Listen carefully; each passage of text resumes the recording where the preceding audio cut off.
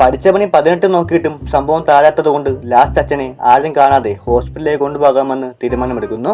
പെട്ടെന്ന് ഇനി ഒരു ഓട്ടോ വിളിച്ചു. ആ സമയത്ത് അച്ഛനെ ആര് പിടിക്കും എന്ന കാര്യത്തിൽ തർക്കമുണ്ടായി. അനിയനും ചേട്ടനും തമ്മിൽ തർക്കം തീർക്കാൻ വേണ്ടി ആ ഓട്ടോക്കാരൻ വരെ ചാടി മുമ്പിലേക്ക് വീണു. ഇനി എങ്ങാനും ചേട്ടന്റെ സംഭവം കണ്ട് ആ ഓട്ടോക്കാരൻ പേടിച്ചാലോ എന്ന് വിചാരിച്ച് സഹോദരി സുന്ദരി ഒരു ബക്കറ്റ് എടുത്ത് അത് മൂടാൻ വേണ്ടി കൊടുത്തു. ബോഡി ഇനി ഓട്ടോയിൽ കയറിയില്ലെങ്കിലും കുഴപ്പമില്ല, ആ ബക്കറ്റ് താഴെ വീഴരുത് എന്നായിരുന്നു അവരുടെ മൈൻഡിൽ. ഇവർ രണ്ടുപേരും ഹോസ്പിറ്റലിന്റെ വെളിയിൽ വെയിറ്റ് ചെയ്യുകയായിരുന്നു. സാമിക്കണ്ണും തുറേക്കണ്ണും അകത്തേക്ക് കയറി. എന്നിട്ട് ഡോക്ടറോട് കാര്യങ്ങൾ പറഞ്ഞ് മനസ്സിലാക്കുകയായിരുന്നു.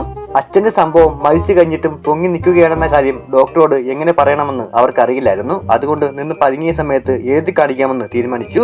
മൈ ഫാദേഴ്സ് പീനസ് ഈ സ്ട്രൈറ്റ് എന്നും പറഞ്ഞ് എഴുതിയപ്പോ ആ വിവരം കേട്ട നേഴ്സ് വായിച്ചത് മൈ ഫാദേഴ്സ് പെൻ ഈ സ്ട്രൈറ്റ് എന്നായിരുന്നു. ഇവളെയൊക്കെ ആരാണ് ജോലിക്കെടുത്തത് എന്ന് വിചാരിച്ചുകൊണ്ടിരിക്കുന്ന സമയത്ത് ഇവന്മാർ രണ്ടും കൂടി പുറത്തുനിന്ന് ക്രിക്കറ്റ് കളി കാണുകയായിരുന്നു. ആ സമയത്ത് ഹാർദിക് പാണ്ഡ്യയുടെ ഷോട്ട് അടിച്ച് കാണിച്ചതായിരുന്നു. ബക്കറ്റ് തെറിച്ചുപോയി.